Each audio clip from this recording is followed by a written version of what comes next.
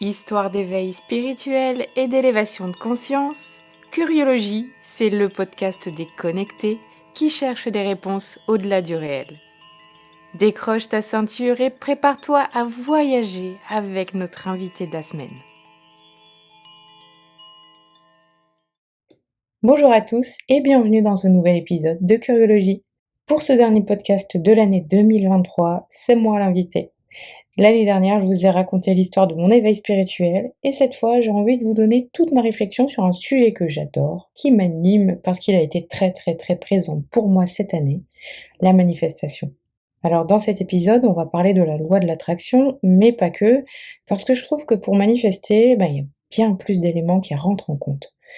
Cette période de l'année d'ailleurs, c'est le moment parfait pour parler de tout ça, avec notamment les tableaux de visualisation. Mais en fait, je vous expliquerai qu'il y a vraiment plein d'autres choses à mettre en place au fur et à mesure en fait et de quoi la manifestation, elle dépend pour vraiment fonctionner. Mais tout d'abord, je voulais vous remercier. Je voulais, souhaiter, la bienvenue à tous les derniers auditeurs qui viennent d'arriver.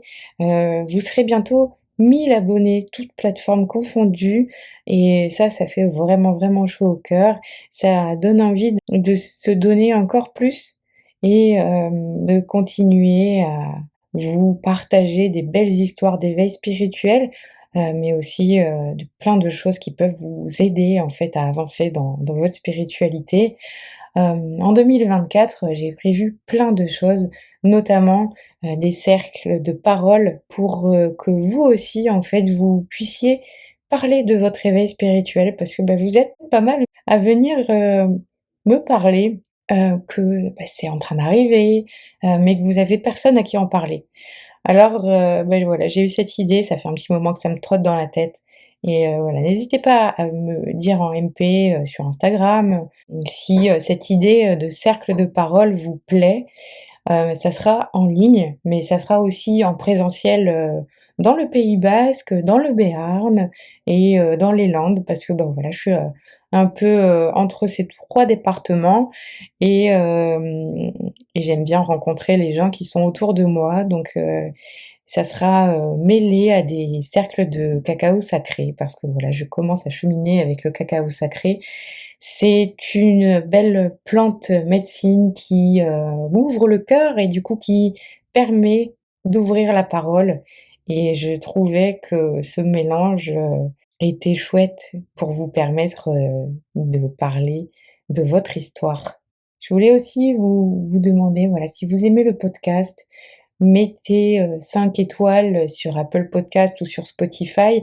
Sur, Apple Podcast, vous pouvez laisser un petit commentaire, dire, ce que vous pensez du podcast. Ça m'aidera beaucoup, surtout qu'il y a plein de projets qui sont en cours, par rapport au podcast et du coup, il faut que je montre aussi que, il est, suivi, aimé et qu'il vous apporte quelque chose. Donc voilà, ça sera vraiment très chouette, ça serait un beau cadeau, de Noël pour moi. Je voulais aussi vous remercier à tous, pour, votre écoute, et votre fidélité. À la fin du podcast, je vous raconterai aussi ce qui s'est passé cette année pour moi par rapport à mon ouverture de conscience. Voilà, j'ai quand même pas mal évolué, j'ai fait beaucoup d'expériences qui m'ont apporté plein de choses, plein de belles choses et j'ai vécu, une année, assez merveilleuse. Voilà. On va passer tout de suite à l'épisode sur la manifestation. Après avoir écouté, vous pourrez mettre en place vos nouveaux objectifs de vie pour 2024 et même pour les prochaines années à venir. Et vous mettrez peut-être la connaissance de soi dans les premières lignes. Vous verrez un petit peu pourquoi. Je vous souhaite une très bonne écoute. J'ai connaissance de la loi de l'attraction depuis plus de 10 ans. Je me souviens d'avoir lu Napoléon Hill et Le secret de Rhonda Byrne quand j'étais encore à Paris.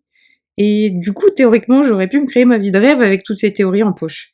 Et pourtant, j'ai vécu dans le flot de la vie, je me suis laissée bercer au gré des envies, des opportunités. Et souvent, en fait, je me disais, je peux demander tout ce que je veux. D'ailleurs, quand je voulais vraiment quelque chose, je me rendais compte que je réussissais à l'avoir. Et pourtant, pendant longtemps, je n'ai pas vraiment su ce que je voulais. Et puis, après le fameux confinement qui a changé la vie de tout le monde, où j'ai pris le temps exclusivement pour moi, J'ai commencé à savoir ce que je voulais vraiment. Sur un coup de tête, j'ai participé à un stage de permaculture en août 2020 et en rentrant de ces 2 semaines, coupées du monde, en pleine nature, dans les montagnes de l'arrière-pays niçois, je savais que je voulais vraiment vivre dans la nature. C'était déjà un sacré pas.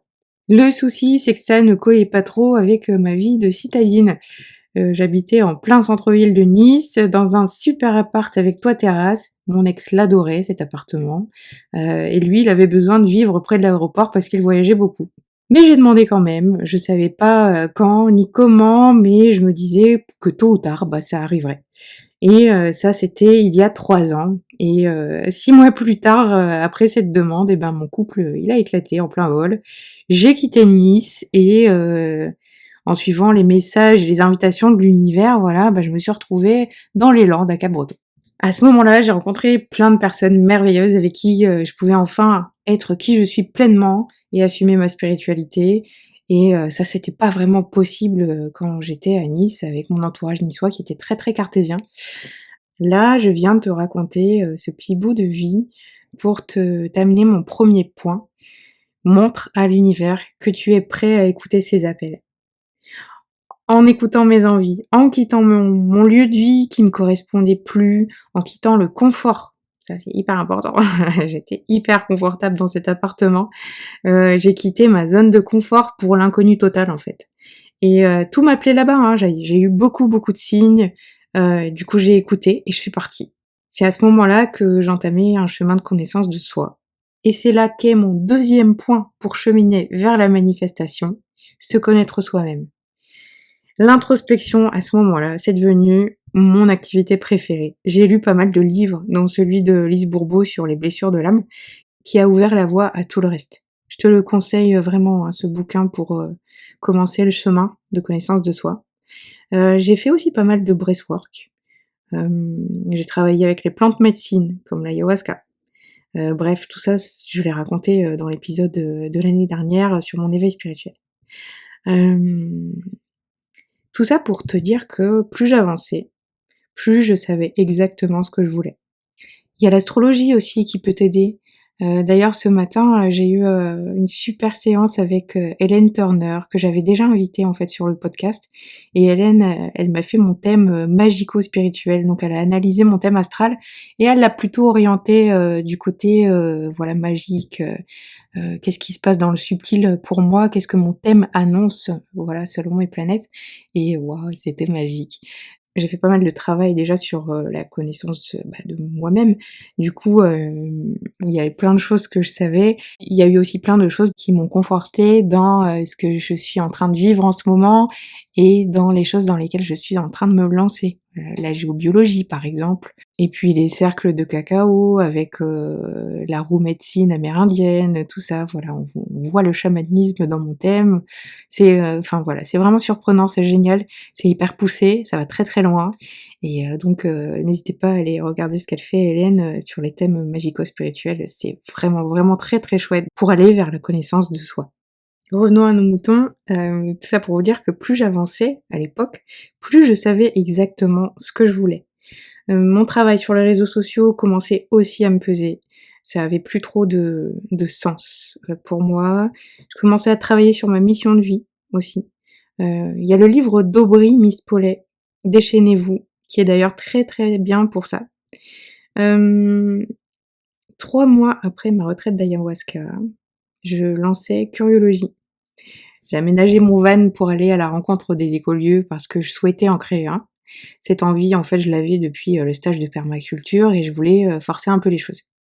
Plus j'avançais, plus je m'épanouissais, plus l'amour de moi grandissait, plus je savais ce que je ne voulais plus, ça c'est hyper important, et je savais de plus en plus ce que je voulais. Donc la connaissance de soi, c'est donc un point essentiel, hein, dans la manifestation. Avant ça, j'ai demandé des choses qui n'étaient pas du tout alignées avec mon moi profond et bah, devinez quoi? Ça a pas marché, hein. Elles sont jamais arrivées. Donc rappelle-toi de qui tu es pour savoir où tu dois aller, ça c'est, vraiment une des clés de la manifestation. Troisième point pour manifester, s'aimer soi-même. avoir une bonne estime de soi, c'est hyper important pour ressentir que l'on mérite ce qu'on désire. D'ailleurs, c'est une formule magique que j'ai découvert il y a fort longtemps et que j'utilise depuis. Quand je demande quelque chose, je dis à la fin, je le mérite.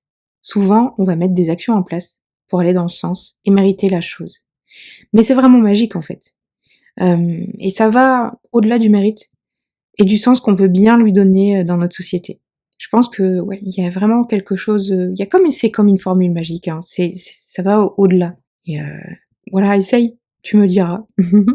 C'est un conseil que j'ai donné à des amis et c'est rigolo parce que je sais pas si elle a appliqué cette petite formule magique, mais en tout cas, ce qu'elle a demandé est arrivé. Mon 4e point est encore une fois une question d'état d'esprit. Pour manifester, il faut absolument que tu crois en toi, en tes capacités et aussi en la magie de la vie. Si tu balances tes intentions sans croire à tout ça, en te disant en arrière-plan de toute façon, tu vas pas y arriver, ça risque pas d'arriver en fait. Parce que t'es en train d'annuler ta demande. Alors prends confiance en toi, fonce, dis-toi que tu es épaulé. Tout le monde a des guides de lumière en fait, qui sont là pour nous aider. N'hésite pas à leur parler et à leur demander de l'aide. Ils sont vraiment là pour ça. C'est marrant, j'avais pas du tout prévu de dire ça. J'ai l'impression que le message il vient d'en haut. C'est donc mon 5e point. Peut-être que c'est un des points les plus importants de l'épisode d'ailleurs. La vie elle est magique et ma team de lumière est là chaque jour pour me le rappeler. Et tout le monde en a une. Faut pas hésiter à les contacter, à leur demander vraiment ce que vous voulez. On passe au 6e point. Tu vas maintenant poser tes objectifs de vie, tes intentions. Imagine-toi près d'un feu de cheminée, tu as 80 ans, à quoi aura ressemblé ta vie? Qu'est-ce que tu veux avoir accompli? Quelle personne as-tu été? Qu'as-tu fait dont tu es fier? Comment les gens te voient? Et du coup, maintenant, quels objectifs est-ce que tu vas poser pour aller vers ce rêve? Et quelles sont les intentions que tu vas poser pour les 5 prochaines années à venir? Et ensuite, pour la prochaine année à venir. N'oublie pas de rêver grand, ça c'est hyper important. Et surtout, rêver aligné avec toi-même. C'est pour ça que la connaissance de soi, hein, elle vient en premier. Moi, je suis persuadée qu'on peut vraiment devenir qui on veut être. Dans la limite de l'atteignable, évidemment. Hein. Si t'es quelqu'un de bien et que tu veux devenir président de la République, je pense pas que tu vas y arriver. Voilà. Blague à part, on arrive à mon 7e point, et pas des moindres. Tout d'abord, je vais te rappeler ce que j'ai retenu de la loi de l'attraction. La pensée est créatrice. Voilà. Donc si tu penses positif, tu attireras le positif. Je trouve que ça me met un peu la pression. Faire comme si tout allait bien quand ça va pas, c'est pas l'idéal et surtout, ça ne marche pas. On est un peu dans l'injonction au bonheur en fait.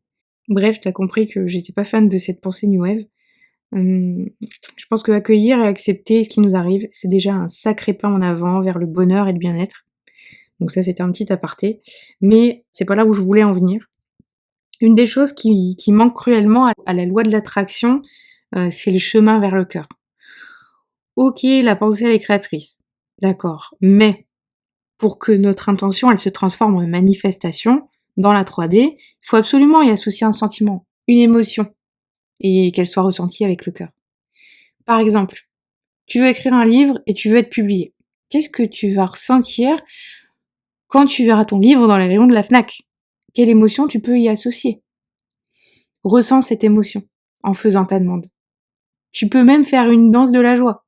Si la joie est une émotion que tu pourras ressentir, c'est particulièrement efficace. En fait, la pensée, elle doit être imprégnée avec le cœur, en alignement avec toi. Et c'est de cette union que naît l'action juste. Tout ça, c'est de la magie, en fait. Mais je te l'ai déjà dit, la vie, elle est magique, et la magie, elle est partout autour de nous.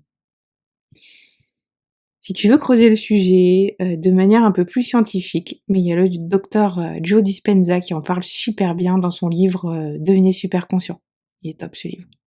On en arrive à mon 8e point, ça commence à être un peu plus amusant. Je vais te parler de ce que je fais pour manifester, concrètement. et tu vas voir que ça fait vraiment partie de ma vie, hein. Moi, ça m'amuse. Voilà, ça m'amuse beaucoup. C'est quelque chose que je fais très très régulièrement. Donc tous les ans, je fais le point sur l'année qui vient de s'écouler, j'écris mes intentions pour l'année qui arrive. Je prépare ça début décembre, je complète au fur et à mesure et je fais un petit rituel au solstice, hein. D'ailleurs, j'enregistre le podcast le jour du solstice, c'est rigolo. On est le 22 décembre aujourd'hui et c'est Yule, donc je m'apprête à faire mon petit rituel ce soir. Je vais méditer avec une bougie, je vais écrire mes intentions sur une feuille volante et je vais les brûler. J'ai préparé mon petit autel, j'ai préparé voilà avec des feuilles de houx, mes pierres, qu'est-ce qu'il y a encore? Il va y avoir, des bougies, il y a mes CEF de quintessence. Bon, j'aurai l'occasion de vous en parler une autre fois de ça. Voilà, donc le petit rituel, c'est juste que je vais écrire tout ça, je vais méditer et je vais brûler. Comme ça, mes intentions, elles vont partir en fumée dans l'univers. Je les garde aussi bien au chaud dans mon carnet, comme ça je peux revenir dessus, savoir quels sont mes objectifs, hein, et puis tout simplement les dérouler tout au long de l'année. J'en écris aussi une partie sur Instagram. J'écris pas tout, quand même. Je garde des choses pour moi. Mon compte Instagram, si tu le suis pas encore, c'est angélique.curiologie. C'est l'occasion d'en parler. Et ensuite, ben, tout au long de l'année, je fais des rituels à la nouvelle lune. Ça me permet aussi de vivre en accord avec la nature et de suivre le cycle des énergies qu'il y a dans le ciel.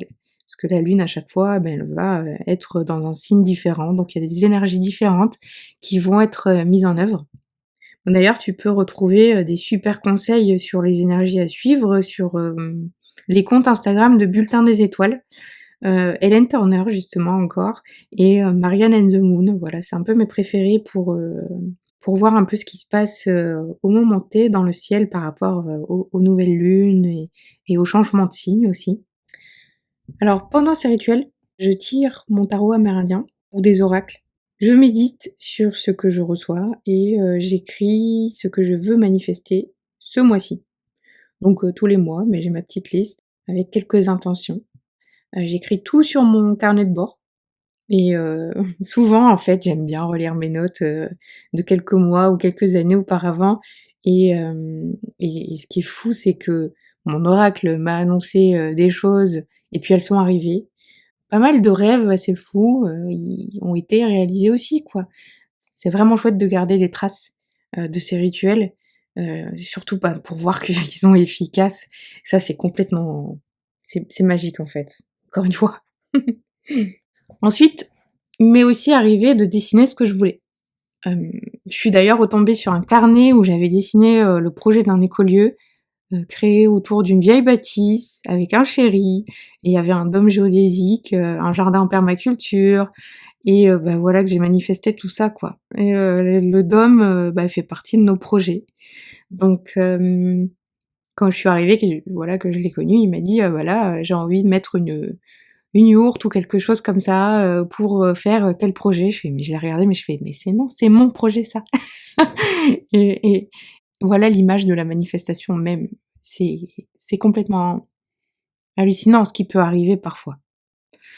Moi enfin je trouve que c'est extraordinaire et et j'en reviens toujours pas. Voilà. Donc la visualisation, elle est créatrice. Si tu décides de rêver éveillé, bah, n'oublie pas de ressentir l'émotion associée, hein. C'est toujours la même histoire.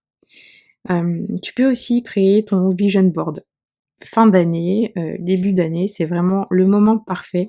Du coup, tu peux découper et coller, des images sur une feuille que tu pourras, garder en vue. Tu peux même prendre une grande feuille A3 et puis, faire une sorte de tableau, un truc super joli et que tu accroches, hein. Tu peux mettre des mots-clés, des chiffres, tu peux très bien aussi, faire un montage, photo sur l'ordinateur et puis l'imprimer. Ça, c'est chouette aussi, c'est plus facile d'ailleurs que de trouver, toutes les images dans les magazines, hein. On lit plus forcément des magazines maintenant et puis au-delà de ça, hein, au-delà de la magie que ça engendre, ça aide aussi à garder nos objectifs en tête. Voilà. Ça me rappelle aussi, mes petits, daruma. Je sais pas si vous connaissez ça, c'est, des petites têtes de démons, tout mignons que j'ai eues au Japon Il y a une couleur d'aroma pour chaque domaine de la vie. Il y a le rouge pour le business ou les projets, le vert pour la santé, le blanc c'est pour l'amitié, le rose c'est pour l'amour. Un daruma, ça s'offre. Du coup, on s'était offert des darumas pour que ça marche. Et ensuite, on prend un daruma du coup du domaine de son vœu et en demandant ce qu'on souhaite, on remplit au crayon un de ses yeux, on le remplit en noir en fait. Et on garde le daruma bien en évidence, en vue, il faut le regarder tous les jours jusqu'à ce que le rêve se réalise. Et à ce moment-là, bah, on peut colorier le deuxième œil du daruma. Ou on peut lui dire aussi, on peut le remercier. Et ensuite, on peut soit le ranger, soit le garder exposé en signe de gratitude. Voilà, j'adore ces petits tips comme ça, venus de l'autre côté du monde. Si vous connaissez quelqu'un qui va au Japon, demandez-lui de vous ramener un petit daruma. On arrive à mon 9e point.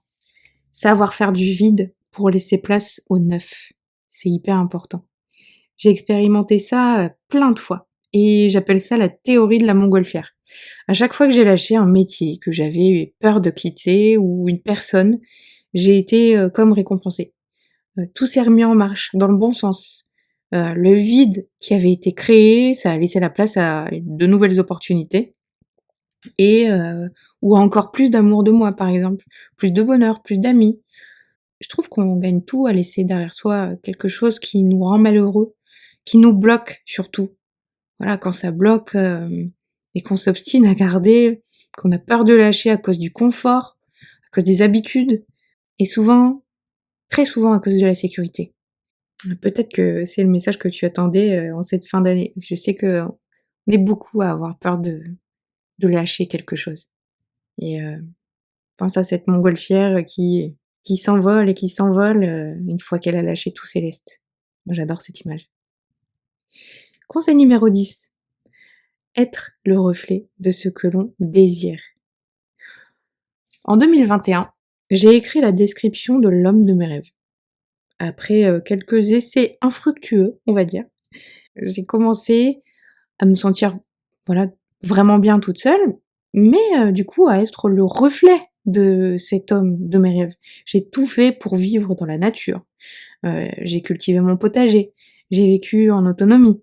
J'ai commencé à créer ma famille en fait, en adoptant mon chien Floki. J'ai pris du temps pour développer ma conscience. Et, et cet homme-là, bah, il a fini par arriver. Et c'est mon miroir, celui qui me ressemble comme si on avait été fait dans le même moule. À part quelques différences évidemment, mais c'est assez incroyable. Et c'est parce que voilà, je me mettais pas non plus la pression. Alors, j'avais lâché prise et, et j'étais surtout bien avec moi-même parce que je m'apportais tout ce dont j'avais envie. Voilà. Pour continuer sur le reflet, j'entends souvent si tu veux changer le monde, commence par te changer toi. C'est tellement juste. J'adore cette phrase. Mais c'est en apportant de la conscience et de l'amour autour de nous qu'on arrivera à casser des schémas, des blessures, la haine entre les êtres humains en fait. Et changer le monde, ça commence vraiment à notre échelle. N'essaye pas de changer les autres. En revanche, tu peux les inspirer par la lumière et par le bien-être que tu renvoies. Tout est question de refléter encore une fois. D'ailleurs, si tu cherches à changer tes traits de personnalité, tu peux essayer les mantras, les affirmations positives. Quand j'étais timide, maladive, j'avais fait des exercices du livre La PNL pour les nuls. La PNL, c'est la programmation neurolinguistique et ça m'a beaucoup aidé à changer en fait. C'est pas le sujet, hein, mais c'est hyper intéressant pour faire évoluer sa personnalité et sa manière d'être au monde. Donc pour terminer sur ces conseils, pour amener la manifestation de tes rêves dans la matière, j'aimerais te parler de 3 dernières choses. La prière, la gratitude et le lâcher-prise. En fait, tu peux demander des choses à l'univers, à Dieu, à la source, hein, tu l'appelles comme tu veux. Tu envoies une prière, une simple demande verbalisée, chuchotée ou pensée solennellement, hein, en t'adressant aux forces supérieures. Voilà, ta demande, elle partira dans le champ informationnel et elle sera entendue. J'ai déjà entendu que c'était plus puissant si on le disait à voix haute. Donc moi, depuis, je chuchote quand je suis avec quelqu'un. Sinon, je dis toi what. Voilà. Je veux aussi te parler de la gratitude comme d'une clé. Franchement, aussi grande que l'émotion venant du cœur, hein. Si tu ressens de la gratitude pour ce que tu demandes, comme si c'était déjà arrivé, t'ajoutes une puissance incroyable à ta demande, en fait. Et quand ton vœu est exaucé, tu peux remercier. Ça, c'est hyper important. Tu peux cultiver ce sentiment de gratitude aussi pour ce que tu as déjà. Non seulement ça rend heureux, mais en plus, ça renforce notre relation avec l'univers. Et puis déjà se rendre compte de tout ce qu'on a, de tout ce qu'on est, et aussi parfois de comment on est bien entouré, ça nous fait se sentir riche, vraiment. Moi, je me sens riche intérieurement, je me sens riche d'amour, je me sens riche de ma famille, de mes amis, de la vie que je me construis, des rêves que je réalise au fur et à mesure. Ressentir de la gratitude envers les richesses qu'on a déjà, c'est hyper important. Et je parle pas forcément de richesse sur le compte en banque, mais voilà, de richesse intérieure et de bonheur et de joie. Déjà rien que d'avoir de la gratitude pour tout ça, ça amplifie encore toutes ces richesses. Ouais, essayez la gratitude, c'est magique. Pour finir, on va parler du lâcher prise. Voilà, pas la peine de faire ta demande tous les jours, hein, d'y penser tout le temps. En fait, tu vas lâcher l'information dans l'espace. Tu fais ta to-do list. Tu te mets en action et tu lâches prise sur le résultat. Tu laisses les choses faire. Tu fais confiance à l'univers. Et si tu te mets en marche vers la réalisation de tes rêves, bah, il sera là. Il sera là pour te soutenir de tous les côtés. Tes guides aussi. Voilà. Passe à l'action, mais ne pense plus forcément aux résultats que tu veux obtenir. Voilà, c'est terminé pour les 13 conseils pour manifester la vie de tes rêves. Au début du podcast, je t'avais dit que j'allais te raconter un peu ce qui m'était arrivé cette année. Voilà, j'ai fait beaucoup d'expériences. Il y a certaines plantes sacrées qui ont continué de m'accompagner. Et j'ai commencé à cheminer avec Mama Cacao, le cacao sacré qu'on prépare au Pérou ou au Venezuela.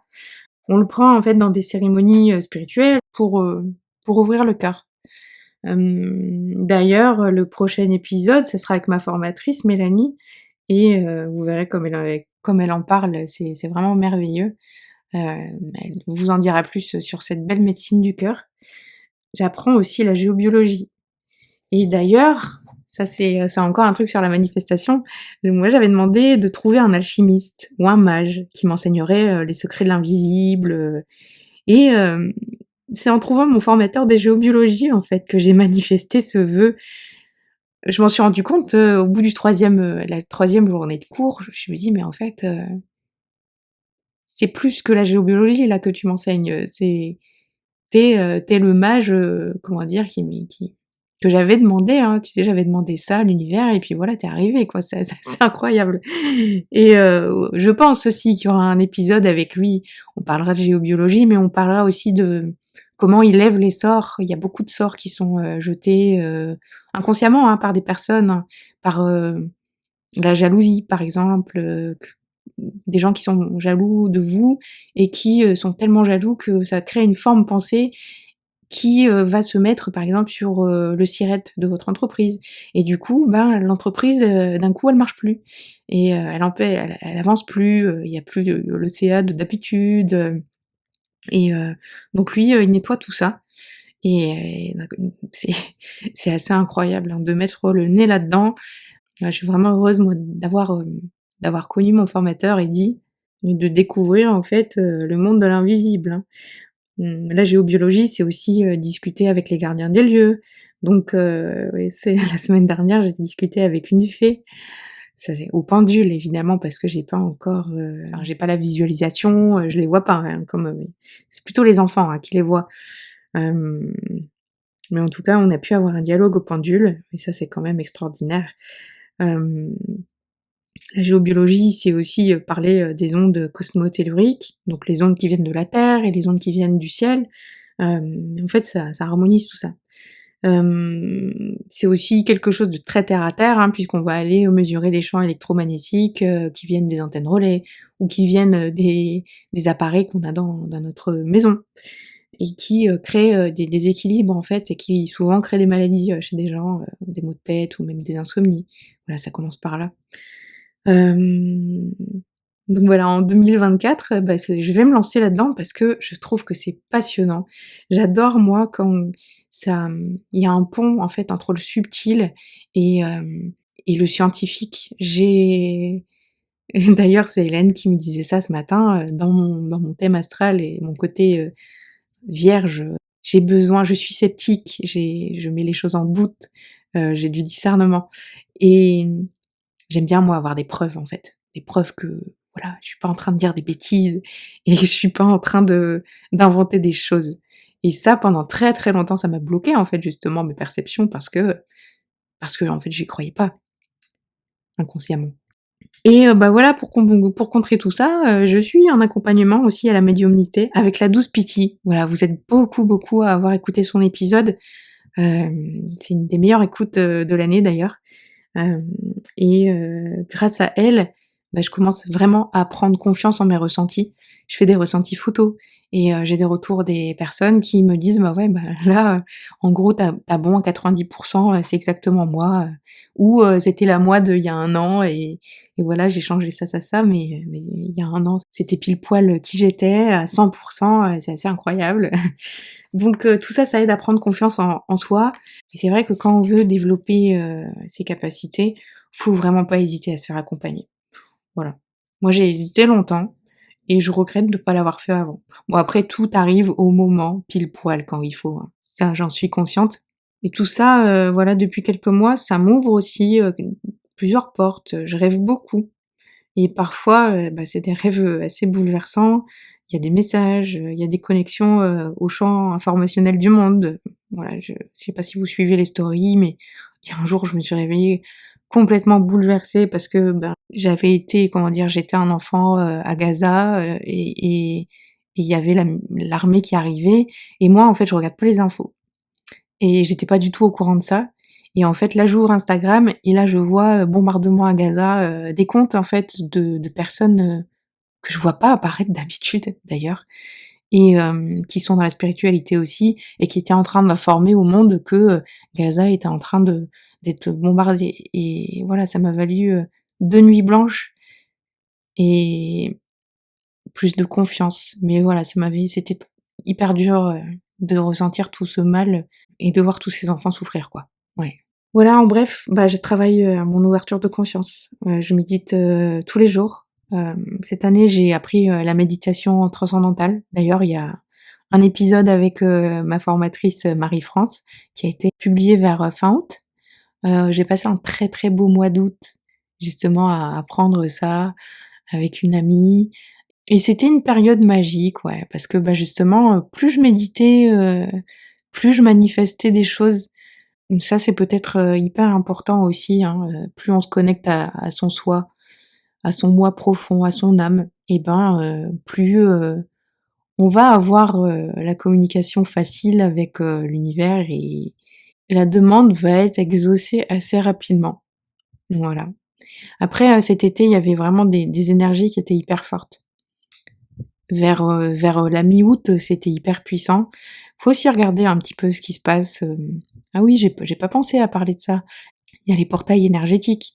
Le, heu, le 11 novembre, par exemple, le 22 décembre, le 12 décembre. Il y a aussi le 2 février, le 22 février. Tout ça, c'est des portails énergétiques qui sont assez puissants. Donc n'hésitez pas justement, encore une fois, à envoyer, des demandes, ces jours-là. Voilà, comme je disais, en bref, je travaille mon ouverture de conscience, je médite, hem, comme ça je suis alignée, je suis ancrée, ça c'est hyper important et je demande. J'espère que cet épisode t'a plu et qu'il t'aidera à manifester tous tes rêves. Je te souhaite de belles fêtes de fin d'année ou une très bonne année. Si tu écoutes, ce podcast début janvier, je te souhaite plein de lumière, plein d'amour. Je te dis à très vite pour une nouvelle année fantastique et un nouvel épisode de Curiologie. Tu as vécu un éveil spirituel et tu as envie de le partager? Contacte-moi via le compte Instagram de Curiologie.